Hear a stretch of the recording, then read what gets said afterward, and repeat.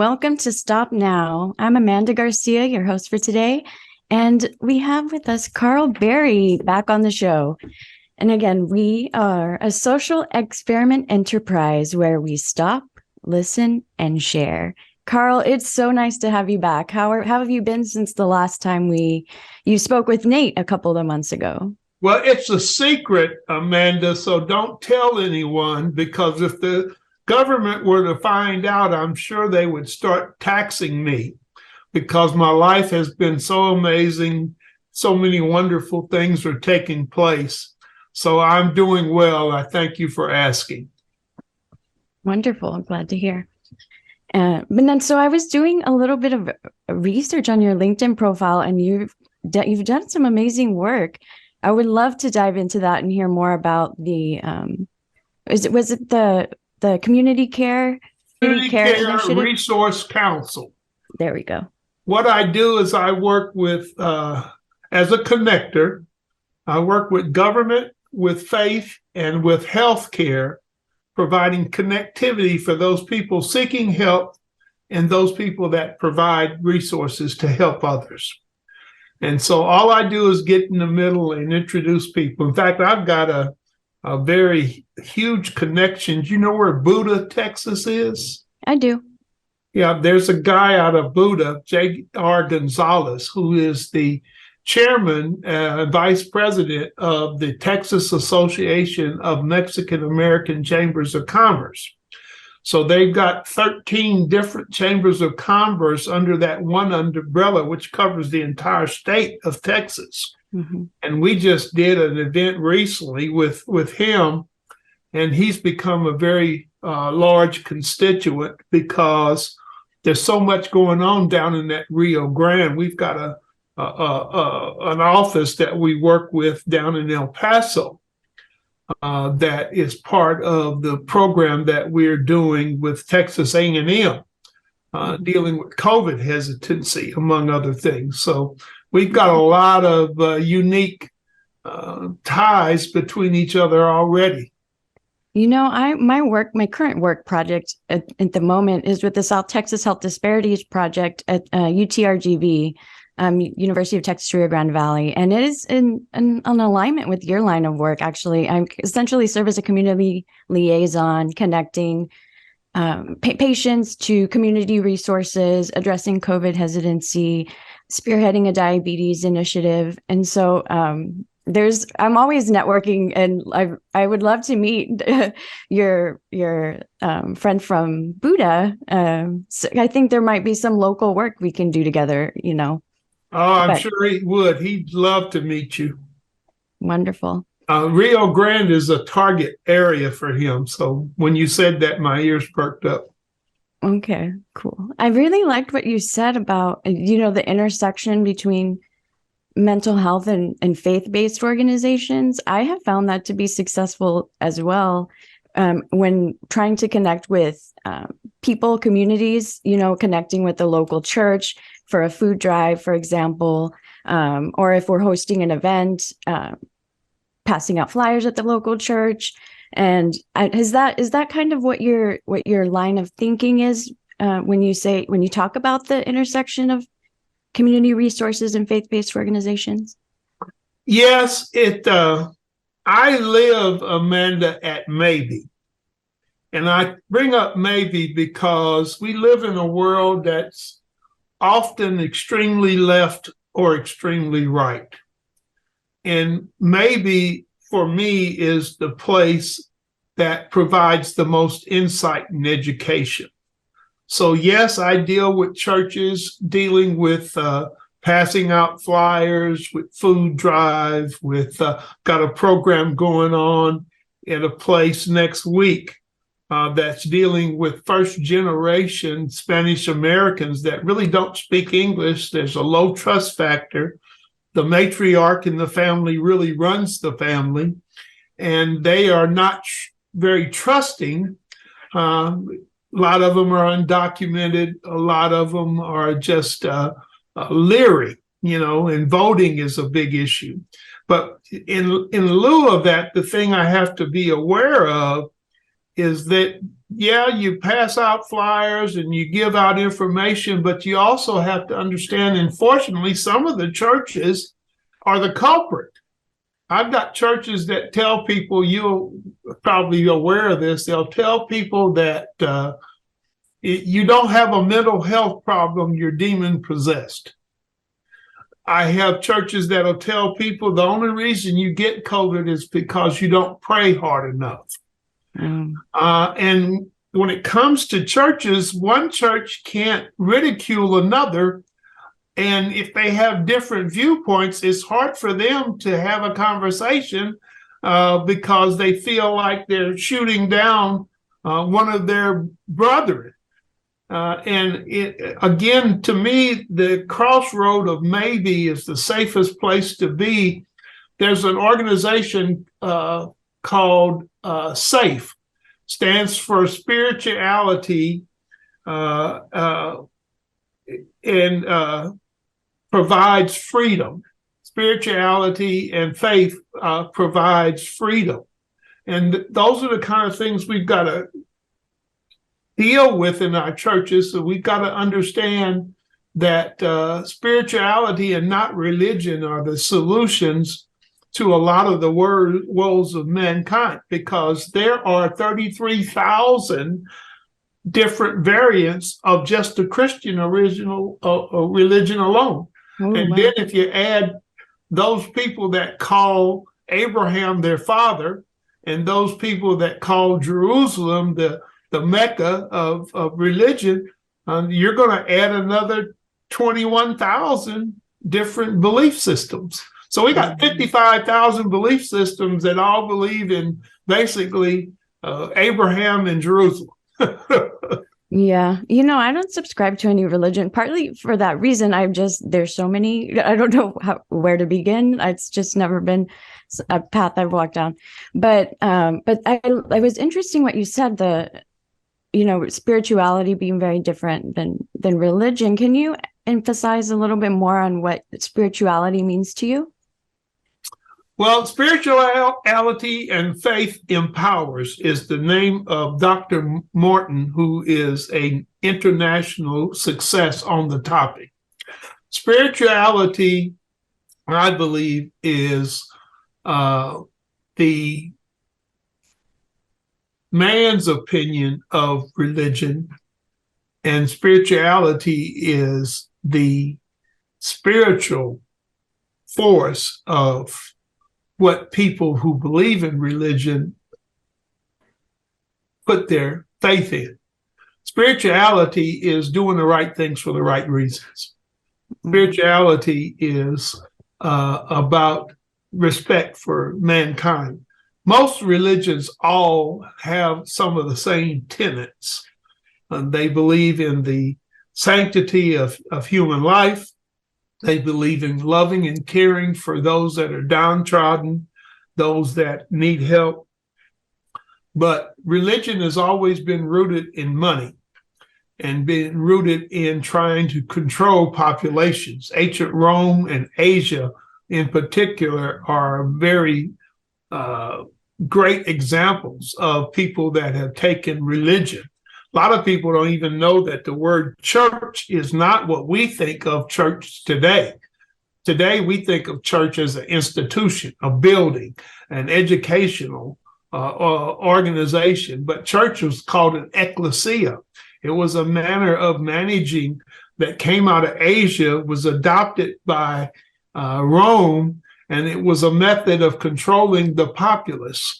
The ecclesia was what they used to build roads, to build politics, to build language, to build educational institutions. And today we turned ecclesia, we turned the church into a sign out in front of a building. Wow. Churches in those days didn't even have buildings. Mm-hmm. So to me, that's spirituality, ecclesia. Oh, okay.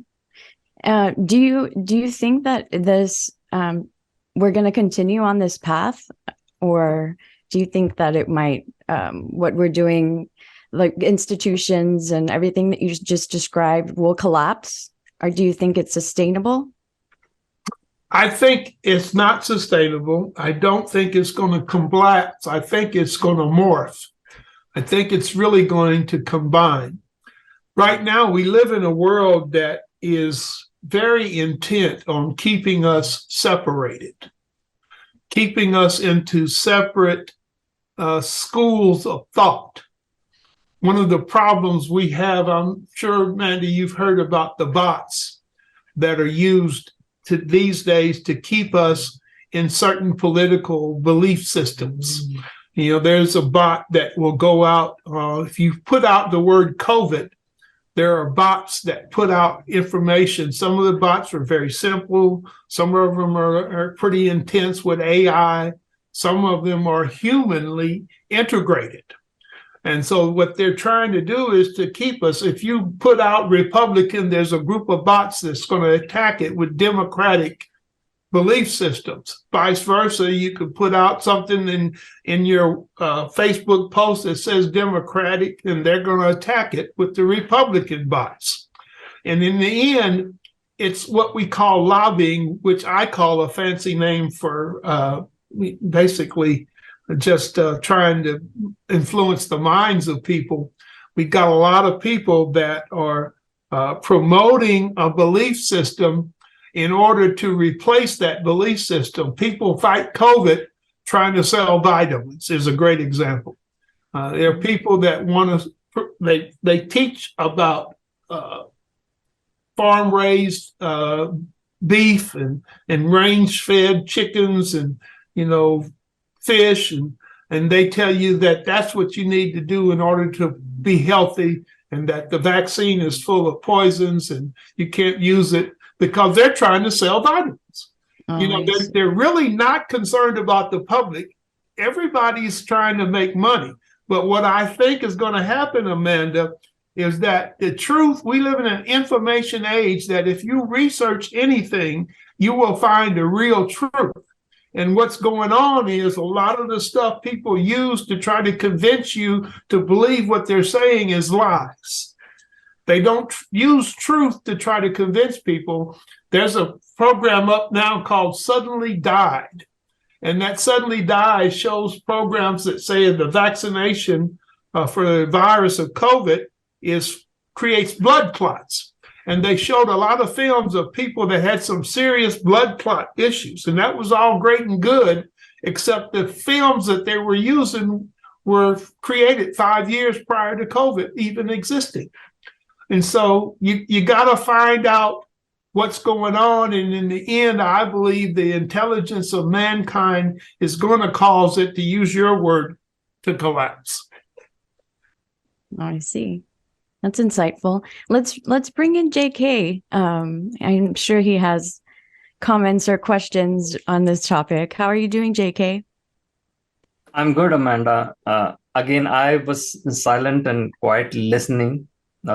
Our tagline is like stop, listen, and share, right? So I stopped for a while and I was listening all that Karl was going to say. I know him. Well, probably I just wanted to say this upfront. Karl, what do you think? Like a better upgrade from Nate? We got a new talent. Amanda was going to host the show. So I thought like she can drive the conversation and I can give rest to my voice, because I have been doing a daily show and excuse me, literally I got throat problem, like to speak a lot.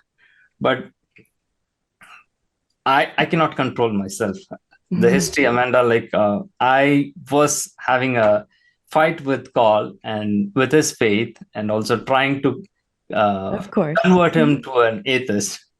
But I failed on that. Like, but I will try. I keep trying. Like, and I've known him like for the last 2 years, and he is quite passionate. So, Karl, my understanding, right? You can think this as a God's voice or devil's voice. I'm ready to play both. So, as long as there is religion, right? From your statements, right? My understanding is it's all concept, right? The people wants to tell you some version of the truth, and they believe that that is the ultimate truth, and that's the God version, and that is what like they can propagate. And I don't see that as in any way wrong, right? Because from their standpoint, we all believe that like I am right. That's why like everyone has to follow that. So where does that end? Because I'm not going way back to olden days. The last 200 years with so much of advancement and technology and connection between the worlds, right?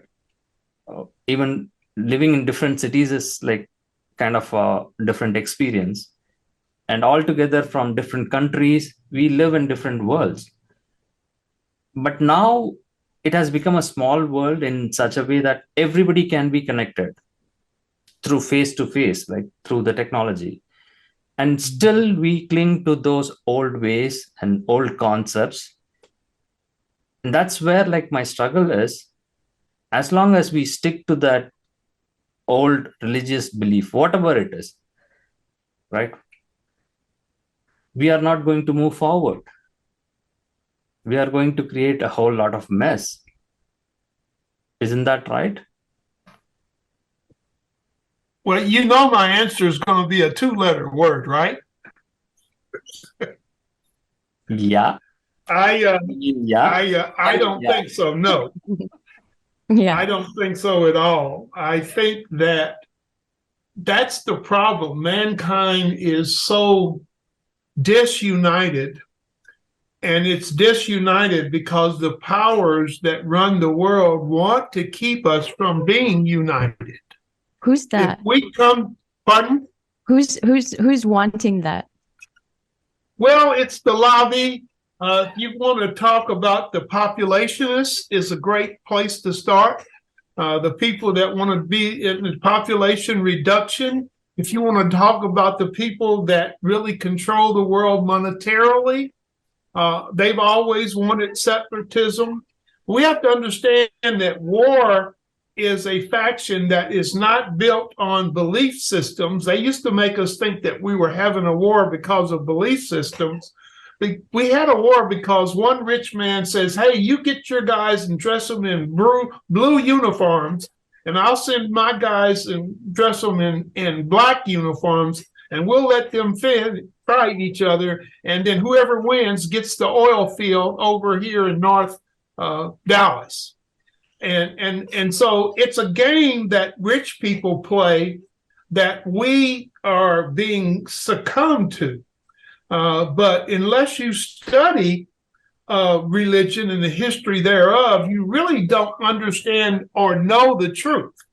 And a lot of times our belief systems have been augmented by people that don't want us to know the truth.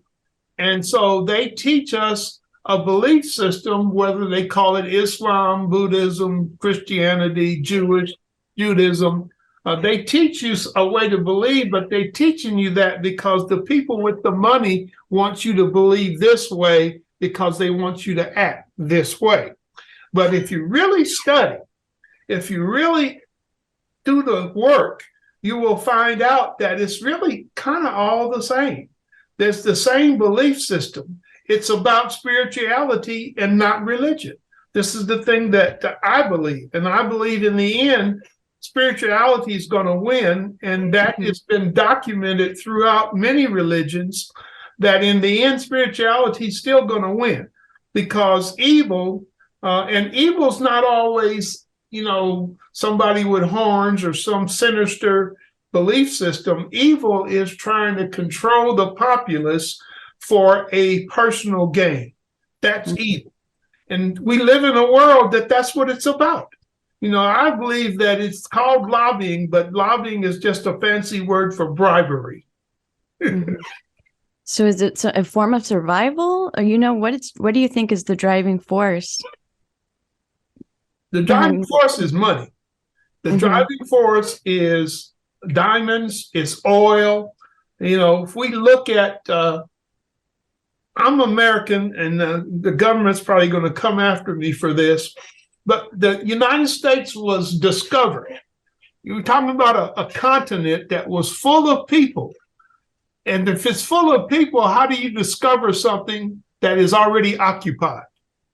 And it was discovered by people who were criminals that were sent over here as indentured servants, and then they decided to rebel and create their own country, right?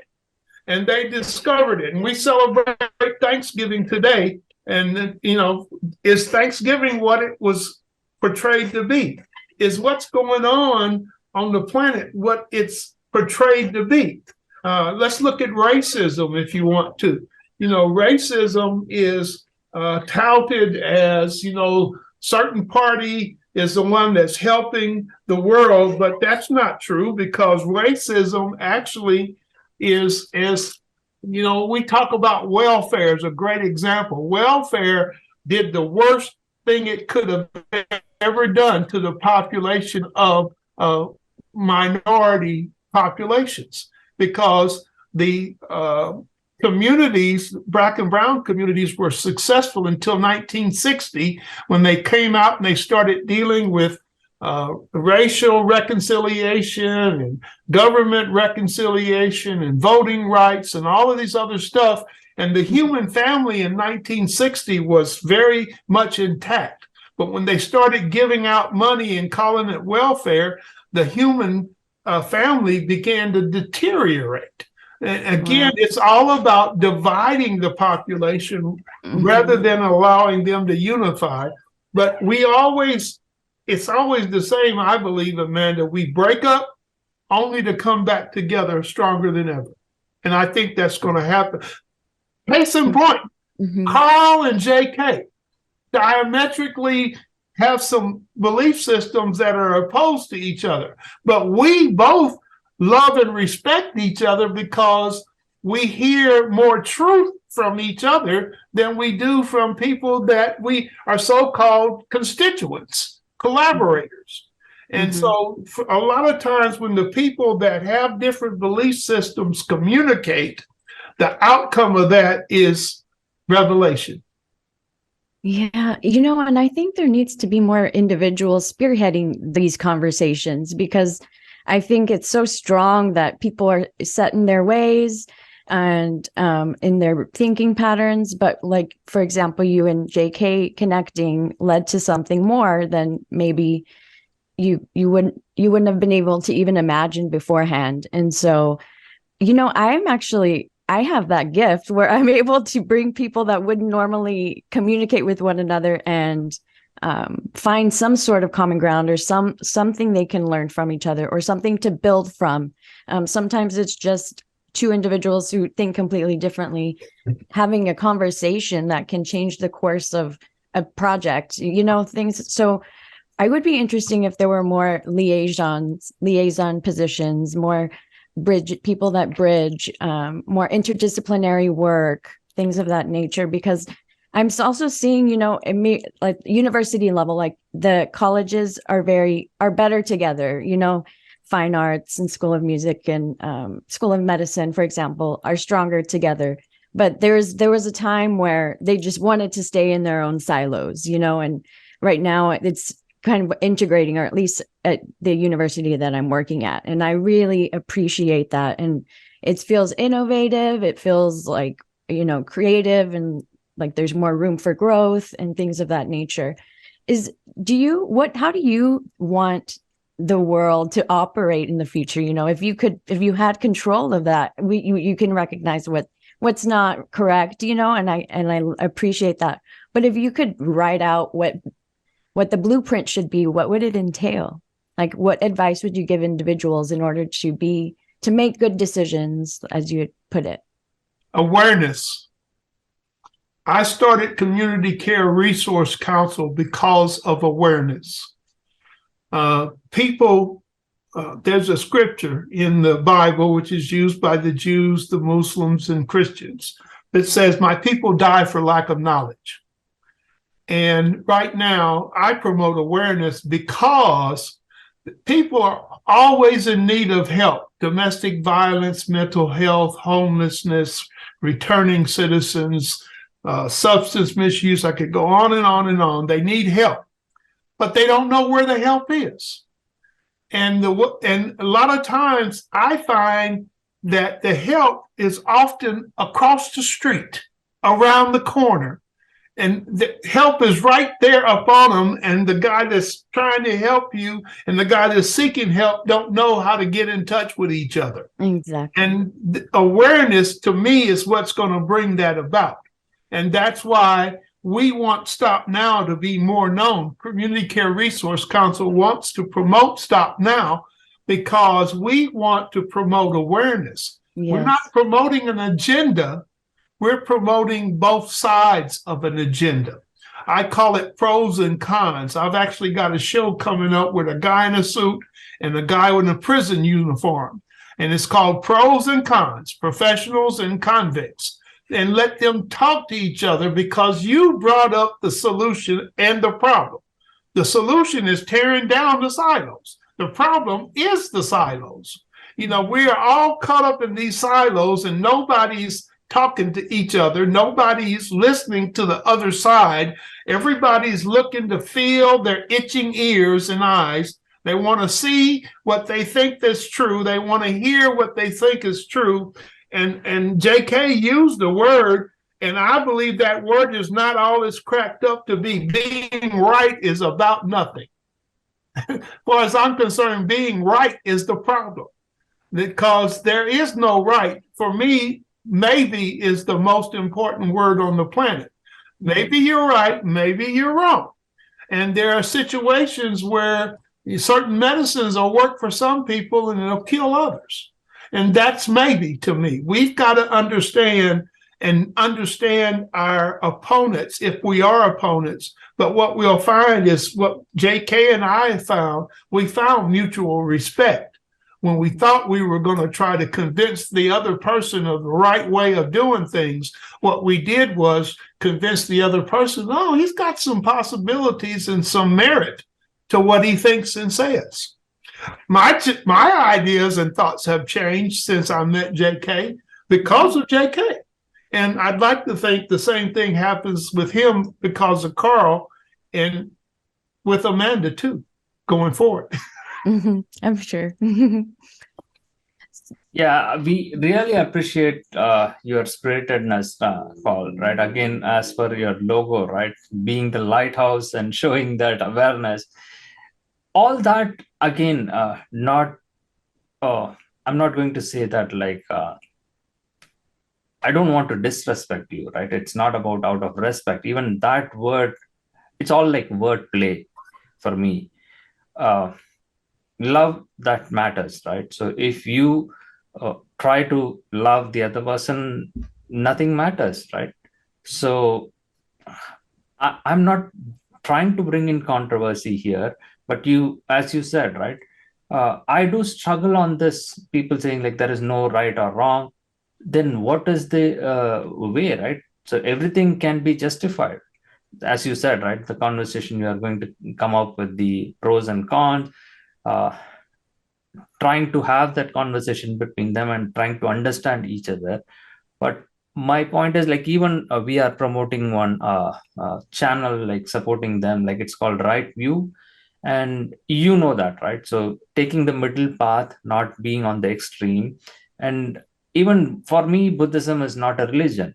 What Buddhahood, he attained some enlightenment and he spread that message to 2600 years ago, which nobody know whether he existed or not, but that has been converted into a religion. Even the same thing, right? Different rituals and practices done by people are called as Hinduism, which many people even say that like there is no religion called Hinduism, it's a way of life.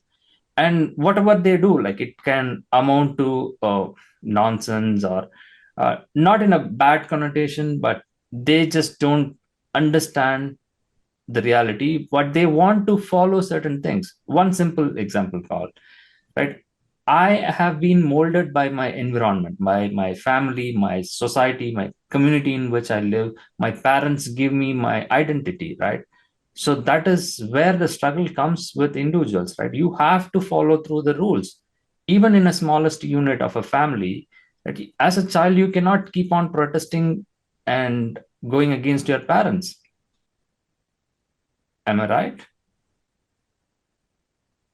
there's always an exception to every rule. So to an extent, you're right, but your point is my point. Buddhism is not a religion.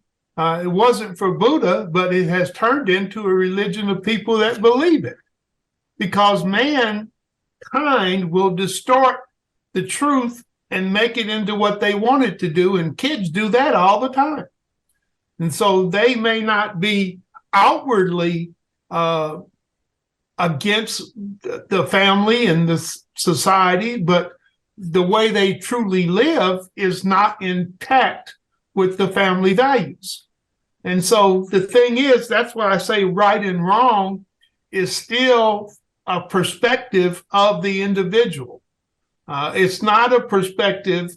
It can be a perspective of the family, but the individual in the family is still going to pick his own path and choose his own direction, whether we like it or not. And what we've got to understand is, I believe that spirituality and faith is going to empower, that's the SAFE acronym, empower us to find the truth. And finding the truth is for us to be able to stand up for what we believe, rather than to try to fit in the family scheme of things and not let mama and daddy know that I really feel this way, that I really think this way, that I have sexual orientation that's different than what I have, a religious orientation. Talk about trafficking. Arranged marriages is a form of trafficking. But in some families, arranged marriages are the way of life. And so again, what we've got to understand is we got to evolve. Karl, I don't want to lose the train of thoughts. I just wanted to bring that up, and you right on time brought that topic. Even I was so surprised when heard this story that I didn't believe that. Like, living in United States for more than 25 years, I got to know that like in 46 states, child marriage is still legally allowed. Wow. I was so shocked. Are you kidding? Like, is this a developed country? Like, you're saying child marriage is permitted in 46 states? What more can you attribute to the evilness of the religion? Except for the religion practices, nobody is going to subject a child to that kind of thing. Well, interracial marriage is still illegal in 23 states. And I'm married to a lady that's half Spanish and half white.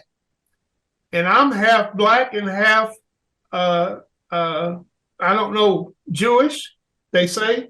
Do you think it was awareness that led you into that decision of accepting this is your partner that's different?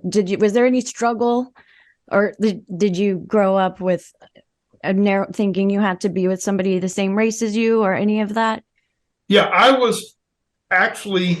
went to an all-black grade school, all-black junior high school, and all-black high school. And I went to college on a scholarship, and I was the only black male that lived on campus.